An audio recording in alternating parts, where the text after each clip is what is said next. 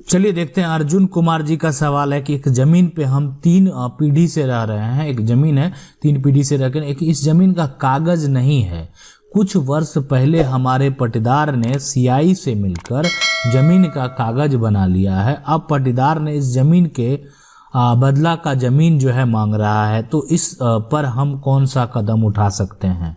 देखिए, अगर आप 3 पीढ़ी से रह रहे हैं और तो सबसे पहले एक जो यहाँ पे अगर कोई सीआई से मिलके जो है, सीआई कर्मचारी से मिलके कोई भी अगर किसी तरह का कागज बनाता है, ठीक है, तो इसका जो है आप सबसे पहले जानकारी जो है आप अंचल अधिकारी को दे सकते हैं।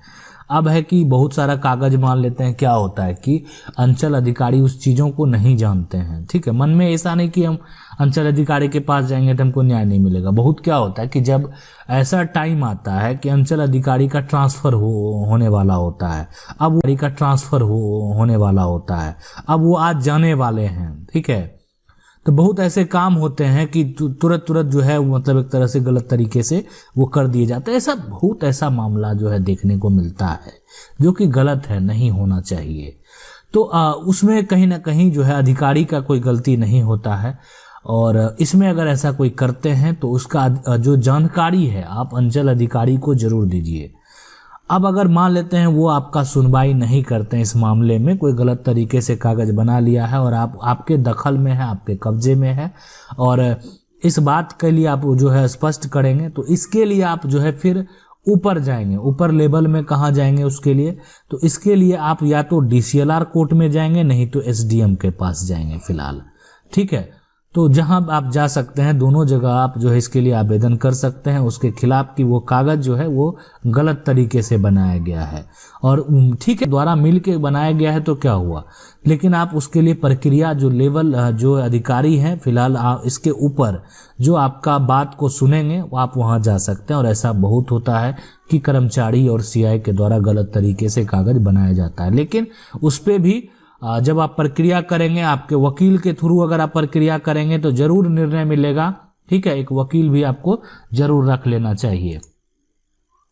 अगला सवाल देखते हैं, पूछना आपसे रिक्वेस्ट है कि रेहन केवाला जो पहले होता था, बड़े लोग बोलते थे कि पहले केवाला का वैल्यू होता था। सर आप रेहन दाखिल केवाला पर एक वीडियो बनाइए, ठीक है। और प्लीज सर 1944 में मेरा एक केवाला है, उसमें लिखा हुआ है कि रेहन दाखिल करें। देखिए पहले बिल्कुल लिखा हुआ होगा, ये केवाला जो है आपके पास जो बिल्कुल है। देखिए 1944 का अगर आपका है तो सर्वे के बाद वो आपका जो है नया वाला नाम आया कि नहीं आया, ये बड़ी बात है। हाँ अभी तक कोई खोजने का पीरियड टाइम के लिए होता था, लेकिन मान लेते हैं अगर आप कोई ढूंढने नहीं आया, जो नहीं छुड़ाया, कोई नहीं छुड़ाया, आप ही के पास रह गया, तो आप बिल्कुल आप हकदार हैं, उसके लिए आप 100% फ्री रहिए। और हाँ सबसे पहली बात आप जैसे ये बोल रहे हैं कि नहीं तो पेपर में जो है मेरे लिए तो केवाला ही है, बिल्कुल आपके लिए केवाला है। और मेन चीज़ ये है कि उसके आधार पर आपका लगान कट रहा है कि नहीं कट रहा है, नहीं कट रहा है तो उसके लिए बिल्कुल आपको कोशिश करना है। और जो है सबसे पहले जो सर्वे हुआ उसमें आपका नाम हुआ, आपने स्पष्ट नहीं किया कि आप सर्वे आपके नाम से हुआ या नहीं हुआ। बहुत लोगों का ऐसा जो है पहले का केवाला था जो कि सर्वे भी हो गया और अभी उनके दखल में भी है, उनके नाम से जमीन का जो है लगान वगैरह भी कट रहा है। जो नहीं छुड़ाए तो वो पूरा आपका हक बनता है। चलिए अगला सवाल देखते हैं, पूछ रहे नमस्ते सर, एक दादी के 4 पोते थे, एक पोते के नाम से जमीन का रजिस्ट्री जो है 1943 ईस्वी के आसपास रजिस्ट्री होने के बाद तीनों पोते को पता चला तो एक पंचायत बैठा गया जिसमें 5 लोग उसी केवाला के पीछे लिख दिए कि इस केवाला का मान्य नहीं होगा। तो वो सब मान्य लिखना बिल्कुल मान्य नहीं होगा, लेकिन ये चीज़ तो मान लेते हैं लिख देने से थोड़ा सा ये होता है, सबको अपना एक पेपर बना के दे देना चाहिए, वो भी चीज़ होता है यहाँ पे। तो चलिए आपके पास फोटोकॉपी भी उसका है या नहीं है, अगर नहीं है तो वो भी दिक्कत वाली बात है। लिख दिया इस केवाला मान नहीं होगा, केवाला चारों भाई का बराबर हिस्सा होगा। तो सर केवाला का दाखिल खारिज भी नहीं किया गया तो ना ही कब्जा है, ठीक है, जो कि वर्षों से उसमें चारों भाई का नाम से सर्वे भी होगा। देखिए सर्वे हो गया चारों भाई के नाम से तो ये बहुत बेनिफिट वाली बात है। कब्जा ना छोड़े, कोई कब्जा अगर करना भी चाह रहा ना तो कब्जा ना छोड़े, है ना। अब जिस भाई के नाम से दादी लिख दी थी उसका बेटा लोग कब्जा करने की कोशिश कर रहा है, तो सर बताइए इसके लिए क्या किया जाए। तो देखिए बात बहुत पुरानी है और आपका जो भी है पैतृक से संबंधित है, तो इसलिए एक चीज आप बता देते हैं कि कानून में भी अगर जाएगा वो तो उसको न्याय नहीं मिलेगा। ठीक है, एक वहां पे प्रूफ रहेगा केवाला। तो केवाला जो है किससे लिखाया गया? दादी पोते से, दादी पोते से केवाला लिखाया गया। और वो दो ना दादी जीवित हैं और पोता अगर जीवित भी हैं तो फिर वो उतना प्रूफ लॉन्ग समय से प्रूफ करना उतना आसान नहीं हो जाता है। ठीक है, आप लोग सबसे पहले दखल वाली भी बात है। अधिकारी तो वेरीफाई करने आते थे, ये देखते हैं कि वर्तमान में किसका दखल है, क्या चारों पोतों का दखल है, तो वो भी बहुत पॉइंट वाली बात होती है कानून में। तो इसलिए आप बेफिक्र रहें, दखल नहीं करने दें। और अगर आपको ऐसा लगता है तो वर्तमान में तो अभी आपका जमीन सर्वे हो गया है तो अब जमीन का रसीद कटा ही रहे होंगे। अगर आपका वैसा कुछ कर रहा है तो एसडीओ के पास से उस पर जो है एक्शन आप ले सकते हैं। ठीक है, चलिए अगला सवाल है कि सर मेरे बड़े दादा के नाम से जो है टोटल जमीन है और बड़े दादा के 3 भाई हैं, लेकिन मेरे बड़े दादा के बेटे बोल रहे हैं कि मेरा पिताजी के नाम पर है जमीन, तो मेरा हिस्सा हुआ क्या? सिर्फ जो है केवल बड़े दादा के बेटे का ही हिस्सा हुआ या फिर तीनों का हुआ? 100% तीनों का हुआ। ठीक है, अब देखिए बात है कि क्या होता था पहले कि मान लेते हैं कि जो पहले का संपत्ति है, पैतृक संपत्ति है, उसमें जो बड़े भाई होते थे उनके नाम से वो चीज़ सर्वे हो जाता था, खतियान बन जाता था, वही घर के मालिक होते थे या मान लेते हैं कोई एक्टिव लोग होते थे उनका नाम लिखा देते थे। तो वो प्रक्रिया में उसमें ऐसा नहीं है, अगर वो है ना, तो इसलिए बड़े भाई है ना, बड़े भाई हो या बड़े दादे हो जो भी हैं, तो अगर उनके नाम से है तो तीनों का हक होगा। अगर आपको जो है ऐसा कोई भी मतलब कब्जा नहीं दे रहा है, विवाद है ना, आप उसको सुधारना चाहते हैं तो उसके लिए भी प्रक्रिया है। उसके लिए क्या प्रक्रिया वो हम आपको बता देते हैं। प्रक्रिया ये है कि आपकी जो ज़मीन है जो कि बड़े दादे के नाम से है, तो उसका पुराना दस्तावेज निकाल के कोर्ट पे आपको टाइटल सूट करना पड़ेगा। अगला सवाल देखते हैं, ये पूछ रहे हैं कि सर जी हमारे बाबा के नाम से 2 बीघा खेती थी, वह किसी को पता नहीं, किस तरह दूसरा आदमी अपने नाम करवा लिया, ना बाबा को पता चला ना पिताजी को पता चला। ठीक है, वह जमीन मिल सकती है? अगर मिल सकती है तो पूरा प्रोसेस बताने का कृपा करें। अब देखिए 2 बीघा जो खेती थी सबसे पहले बाबा के नाम पर, वो कागज आपको होना चाहिए। ठीक है, ये कागज होना चाहिए। जो आदमी करवा लिया वो ना किसी ने करवा लिया, जो भी वो किसी का भी जो है आपको एक तरह से नकल निकाल के देखना चाहिए कि वो कागज सबसे पहले वैलिड है नहीं है। जैसे क्या होता है जो कि दर्ज नहीं है दस्तावेज में, लेकिन क्या हुआ जो निबंधन में दर्ज नहीं है, इसके बारे में हम स्पेशल एक बनाते हैं वीडियो जल्द। दर्ज नहीं है निबंधन में, लेकिन उसका लोग दाखिल खारिज करा के और उसको जो है यूज कर रहे हैं, तो ये बिल्कुल जो है वहाँ से आपको बिल्कुल न्याय मिलेगा। लेकिन इसके लिए आपको जो है कानून में जाना ही पड़ेगा, न्यायालय में, सिविल कोर्ट में आपको जाना पड़ेगा। सर 5 भाई में 4 भाई को मम्मी पापा जमीन लिख दिए थे और 5 साल पहले अब मम्मी पापा बोल रहे हैं कि 5वां भाई को भी दे दो, है ना।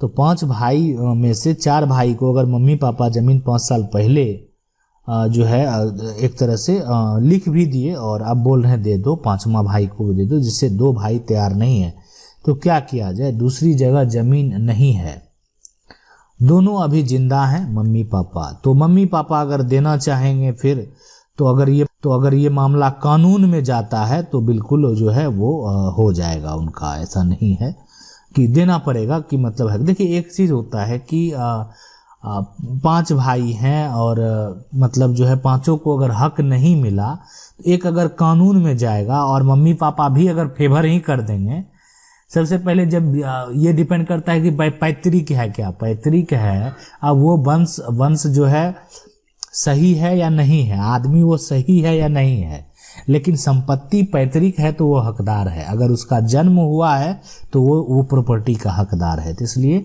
न्यायालय में तो बिल्कुल देना पड़ेगा, अगर वो मम्मी पापा सपोर्ट करें या ना करें। अगर मम्मी पापा का खुद का खरीदा हुआ संपत्ति रहेगा तभी ऐसा संभव है, कि वो अगर नहीं देना चाहेंगे तो नहीं देंगे।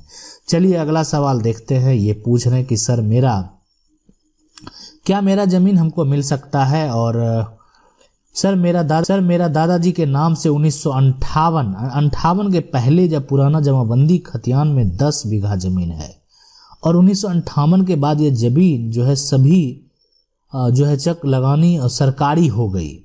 तो इसके लिए आपको वो पूरा कागज निकाल के, है ना, कागज निकाल के सरकार पे आपको टीएस फाइल करना पड़ेगा।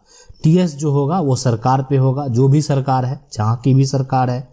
टाइटल सूट होगा, उसके बाद सरकार से जवाब मांगा जाएगा कि आपने किस आधार पे इस जमीन को अपने अंडर में लिया।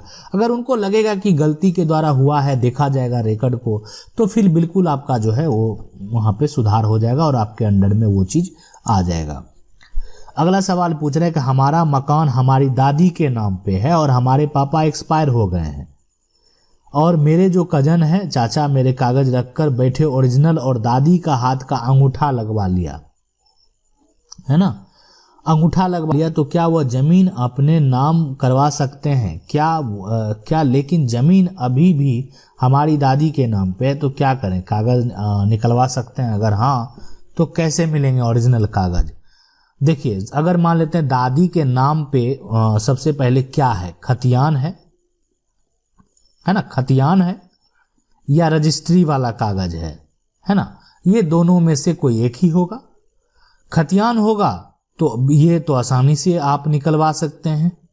रजिस्ट्री होगा, थोड़ा ओल्ड होता है, तो आपको निबंधन में कम से कम जब उन्होंने केवाला करवाया तो ईयर याद रखना पड़ेगा। कम से कम ईयर याद रखेंगे, टाइम पीरियड आपको याद रहता है, चलिए तो एक बता दिया जाता है तो ढूंढने वाले को आसान होता है। नहीं तो क्या होता है कि वहाँ के जो कर्मचारी होते हैं, आप समझ सकते, निकालना एक प्रोसेस है, देना एक प्रोसेस है। आप समझ रहे हैं कि आप उस जगह पे हैं और आपको दे के नहीं 10 साल जो पहले का है ढूंढ के बताना है आपको, तो आप उड़ेंगे 10 साल का कौन ढूंढेगा? एक रजिस्ट्री तो हुआ नहीं, बस सीधी सी बात है। तो बात आ जाती है लालच की, और इसीलिए तो भ्रष्टाचार बढ़ता है। तो वही बात है, तो इसलिए या तो जो बात लालच वाली बात नहीं आती है ना, तो वहाँ तो मिलता भी नहीं है, सीधे बोल दिया जाता है कि नहीं आपका नहीं मिल रहा है। तो इसलिए लेकिन रहता तो रिकॉर्ड में सबका ही है कि एक कॉपी तो तैयार होता नहीं है, निबंधन से भी कॉपी दूसरे जगह जो एनुअल रिपोर्ट बनाया जाता है भेजा जाता है। अब तो मान लेते हैं सिस्टम ऑनलाइन है, अब तो कोई दिक्कत ही नहीं है, और आगे और भी डिजिटल जो है वो जमाना आने वाला है। चलिए आगे समझते हैं। तो इसलिए हम आपको बता दें, निकालने के लिए आप खतियान जिला अभिलेखागार में और जो है रजिस्ट्री बिल्कुल उसका नकल निकाल सकते हैं और उसका डुप्लीकेट कॉपी आप निकाल सकते हैं, जो कि 100% वैलिड है। अगला सवाल है कि सर मैंने जमीन मकान जो है वो रजिस्ट्री करवाया है, लेकिन उस जमीन पर का मकान कोई दूसरा आदमी बना रहा है, ठीक है। मैं का एक भाग जो है कब्जा किया हूं, पर दाखिल खारिज अभी तक नहीं हुआ है ना। मैं अपना जमीन से उनको कैसे हटाएं?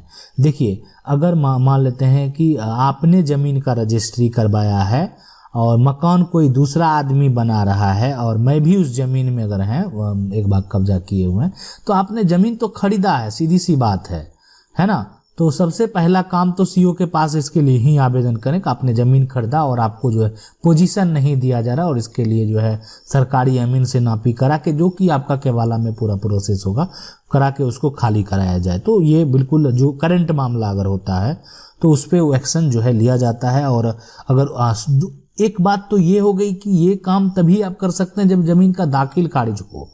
तो दाखिल खारिज के लिए तो सबसे पहले आप कीजिए, जब तक आप वो नहीं करते हैं तो आपको तो अपना मालिकाना हक भी नहीं है।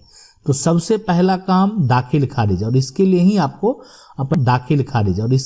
आपको पहले अधिकारी के पास जाना है, आगे प्रक्रिया बाद में।